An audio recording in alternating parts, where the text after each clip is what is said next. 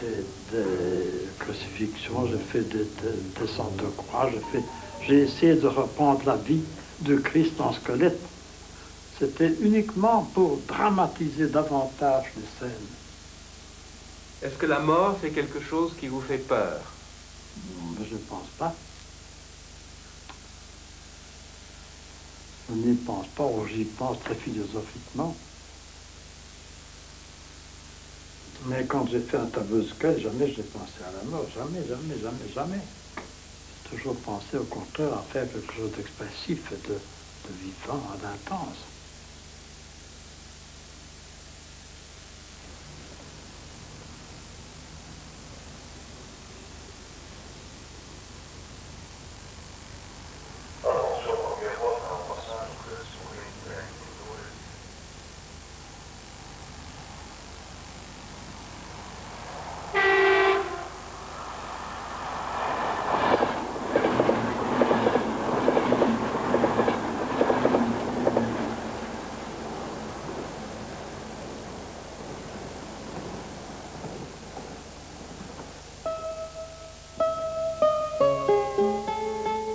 In 1948 begint een nieuw leven.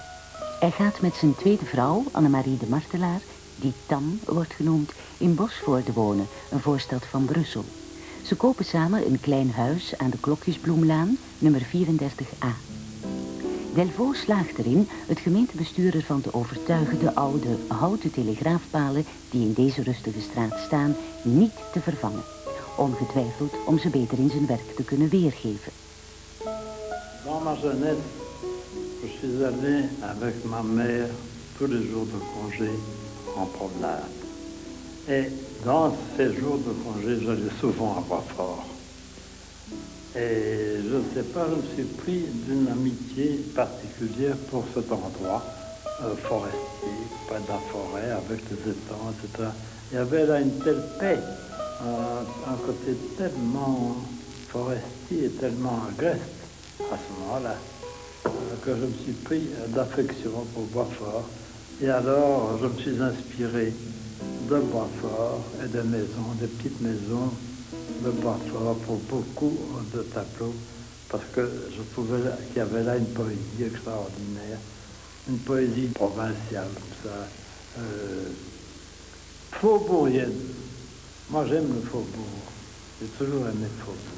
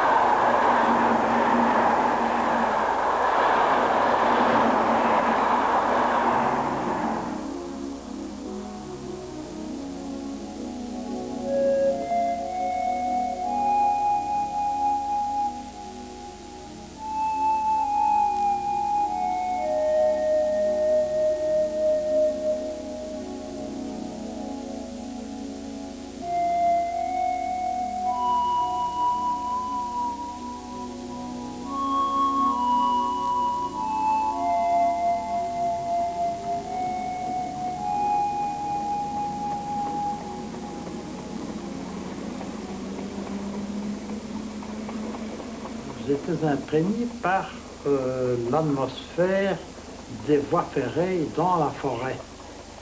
Parce que nous habitions Boisfort à ce moment-là et que la ligne de Namur passe dans la forêt de Soignes. Alors, il y a des gares qui longent la forêt, il y a Coandal, il y a Boisfort, il y a Watermal, il y a plusieurs gares qui sont à la limite de la forêt. Et je me suis demandé, moi, si je ne pourrais pas faire un tableau avec une gare dans la forêt.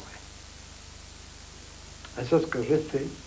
J'ai inventé une gare qui n'existe pas, mais dans le style un peu de cette petite gare ancienne de 1860, n'est-ce pas? Et dans laquelle j'ai fait circuler des trains de ma jeunesse. Toutes les lumières sont allumées, il n'y a pas un employé, il n'y a pas un voyageur, il y a simplement deux petites filles qui regardent ce spectacle extraordinaire de trains qui voyagent dans la nuit. en pleine forêt et sans personne. Oui, alors c'est comme une espèce de rêve.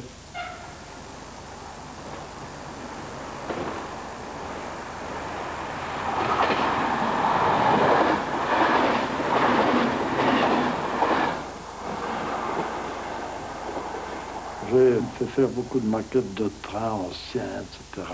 Parce que j'en ai peint beaucoup, n'est-ce pas? J'avais besoin de temps en temps d'avoir des modèles. Alors j'avais un vieux maquettiste qui me construisait des voitures, des locomotives de l'ancien temps. Temps disparu, à jamais.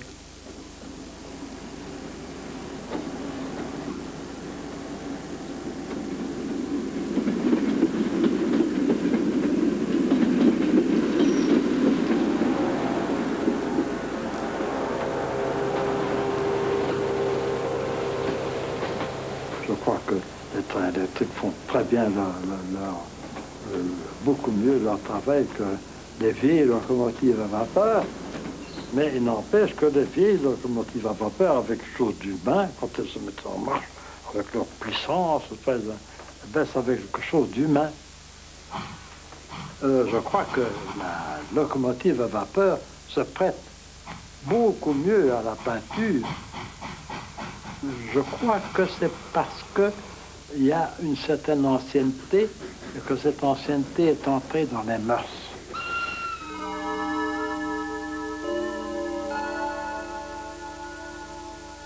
Gilbert Perrier, verzamelaar van moderne kunst en directeur van de Sabena, is verliefd geworden op de fresco's van de villa's in het noorden van Italië. In 1954 geeft hij Delvaux opdracht voor een muurschildering. 2 jaar lang houdt de schilder zich bezig met optische illusies op de muren van de salon, in het trappenhuis, op de deuren en zelfs op de schoorsteen. Il faudrait imaginer cette maison que je vois pour la première fois avec une réception de gens très habillés, des hommes en smoking ou même en habit et des femmes en robe longue. Et alors, elle prendrait toute sa valeur parce que on aurait tous les intermédiaires entre les personnages vivants et puis alors les personnages qui sont peints sur la fresque et qui sont déjà en train de visiter, conduits aussi par des guides. Et puis il y a les personnages, vous voyez, qui sont plus déjà dans la pierre, qui ressemblent plus aux colonnes du temple. Et puis alors, les statues elles-mêmes, puisque ces 2 jeunes femmes-là sont des cariatides. Tous les intermédiaires entre les personnages vivants qui participeraient à la réception et les colonnes même doriques de ce Parthénon. Cette idée d'ailleurs de faire une maison entière, c'est une idée qui me plaît. J'aurais aimé être architecte et imaginer une ville entière, mais j'aurais voulu une ville qui soit un peu interdite à la circulation du commun des mortels, une ville où il n'y aurait eu que des figurants, pour ainsi dire. C'est un peu l'effet que ça donne ici, que la maison, on ne sait pas du tout ce qu'elle était avant. Il paraît qu'il y a des photographies de ces pièces avant l'intervention de Delvaux. On dirait que Delvaux l'a entièrement investie. C'est-à-dire qu'elle est maintenant comme ça, comme si elle avait été faite comme ça. Probablement, quand on y vit, on doit oublier un peu. Je suis persuadé que Louis XIV n'avait pas conscience de vivre à Versailles. C'est les visiteurs maintenant qui le croient. De sfeer in Huize Perrier roept de sfeer op uit L'année dernière à Marienbad. Enige jaren later ontwerpt Delvaux de décors voor de films van René en Rob Grillet. René et moi, nous étions d'accord pour que ce film ait une marque picturale d'un grand peintre. Et évidemment, nous avions pensé à Delvaux. Le projet ne s'est jamais réalisé parce qu'il demandait trop de temps. Mais je pense que dans le film, l'année dernière à Marienbad, il est resté quelque chose de Delvaux, y compris dans le jeu des personnages. Ces gens qui sont vivants, mais en même temps, comme à chaque instant figés dans une sorte d'attente ou de stupeur.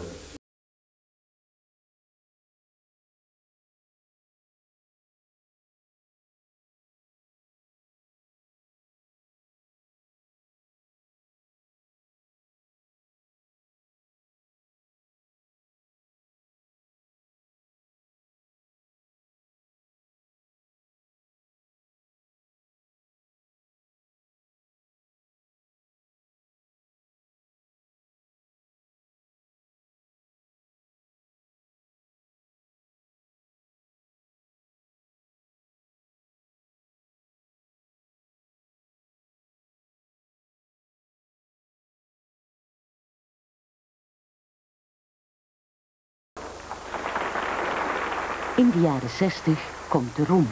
Paul Delvaux wordt een levende legende. Zijn huis wordt bestormd door fotografen, uitgevers, kopers, spoorwegambtenaren en al degenen die hem voor het succes de rug toekeerden. Andy Warhol maakt een portret van hem. Prinses Paola is beschermvrouw van zijn tentoonstellingen. Er verschijnen Belgische postzegels met zijn schilderijen erop. Hij krijgt een Franse onderscheiding. En de prijs van zijn werk schiet de hoogte in. Na het succes van de muurschildering in Huize Perrier ontvangt hij opdrachten voor fresco's. Deze bijvoorbeeld, de legendarische reis in het casino in Knokke.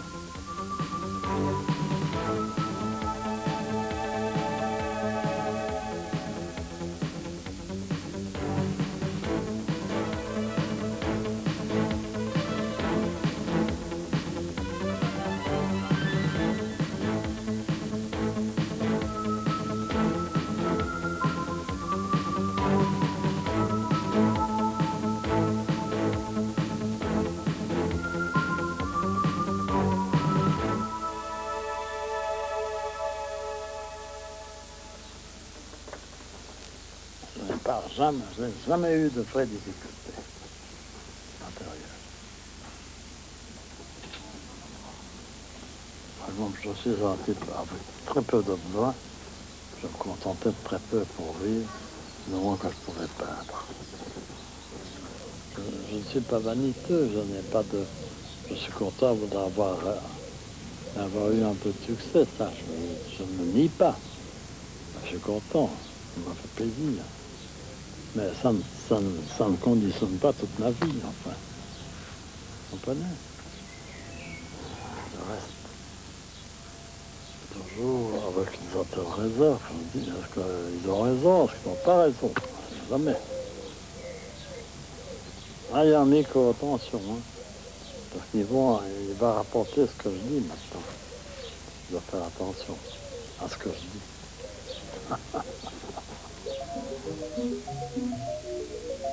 Delvaux besluit net als Dali, Miro en Léger, maar op een bescheidener basis, een stichting in het leven te roepen. Vlak bij de zee, in de duinen van Sint-Idesboud, koopt hij een vissershuis, een café-restaurant, de Vlierhof, bekend bij de mensen van de kust. En hij maakt er een museum van. Dit bescheiden, wat verborgen gebouw, vormt het beeld van de schilder zelf.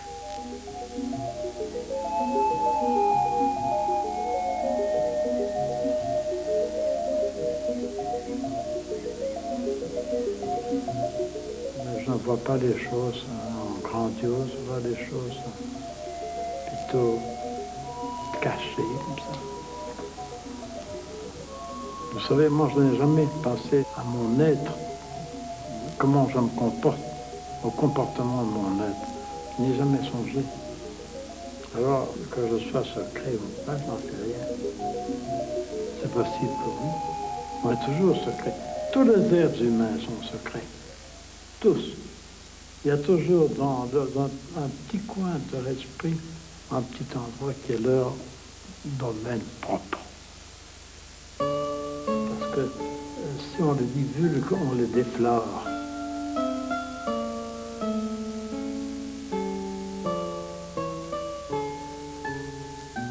Aan het eind van de jaren 60 verlaat Delvaux Brussel en vestigt zich in Veurne, een paar kilometer van zee, waar het leven langzaam verstrijkt als in de 16e eeuw.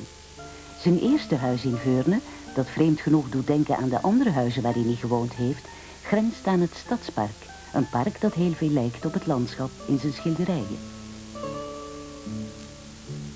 C'est tout à fait un autre monde. C'est tout à fait, ce n'est pas le monde faubourien, c'est le monde de la petite ville flamande, ancienne, avec sa poésie, son silence, son mystère, ses couvents. C'est tout autre chose. Ça n'a rien à voir avec l'atmosphère des environs de Bruxelles. Rien, c'est autre chose.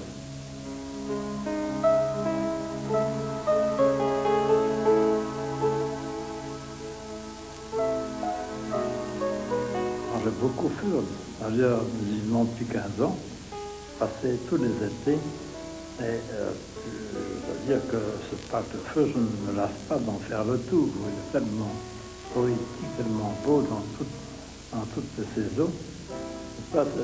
C'est un autre monde, c'est plutôt à rapprocher de l'atmosphère de Bruges, si on veut, en petit.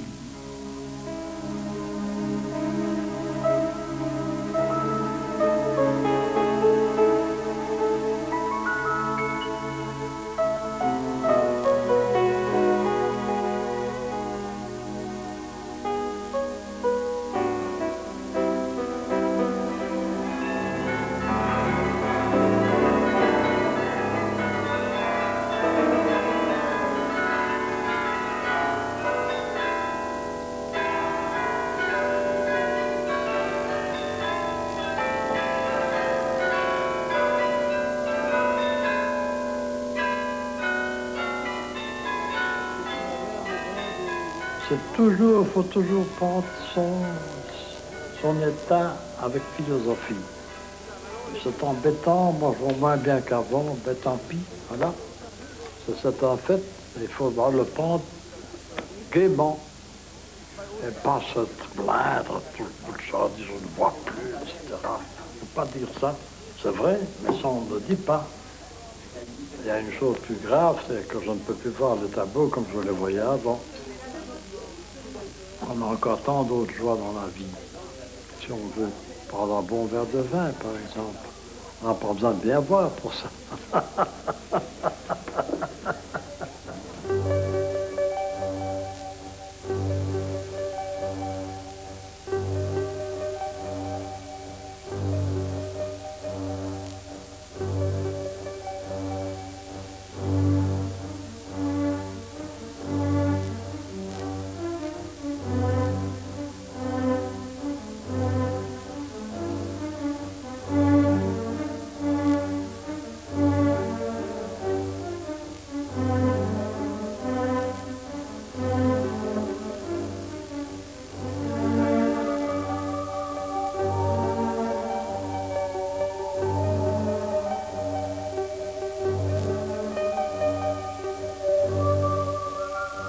Très belle lumière, il y a là la lumière qui est ici à la mer, à Saint-Théodule.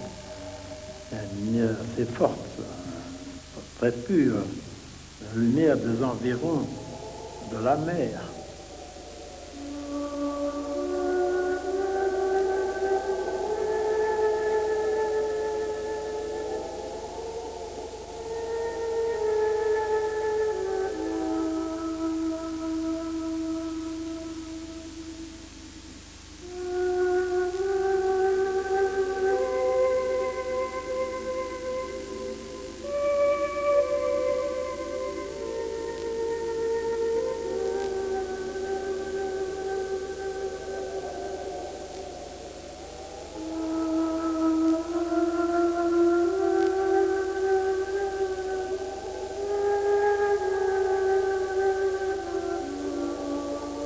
Aimer la lumière, même dans les nuits.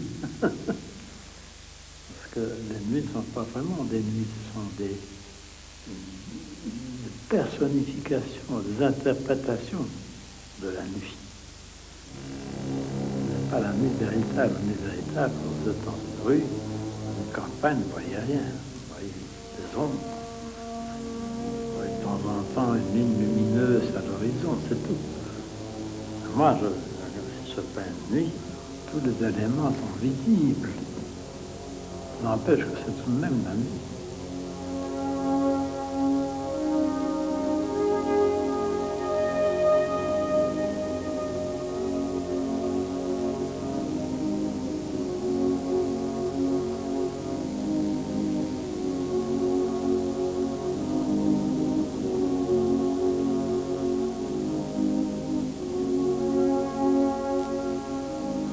Mijn hele leven, zegt Delvaux, heb ik geprobeerd de werkelijkheid om te zetten in een droomwereld, waarin de dingen, ook al lijken ze reëel, een poëtische betekenis krijgen.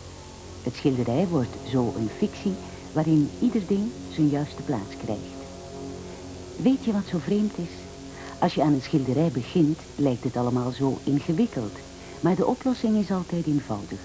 Waarom kan ik niet met het einde beginnen? On ne va jamais avec l'idée qu'on peut avoir un talent quelconque. Ça n'existe pas. Au contraire, on a toujours l'impression que ce qu'on fait, ce n'est pas ce qu'on voudrait. On doute toujours et on espère toujours un jour faire quelque chose, mais on n'est jamais sûr que ce sera cette fois-ci ou la fois prochaine. On n'est jamais sûr qu'on fera même quelque chose un jour. Mais j'ai toujours douté. Je doute encore aujourd'hui du reste. Mais avec tout de même, comment dirais-je, une certaine satisfaction d'avoir fait ce qu'on a pu.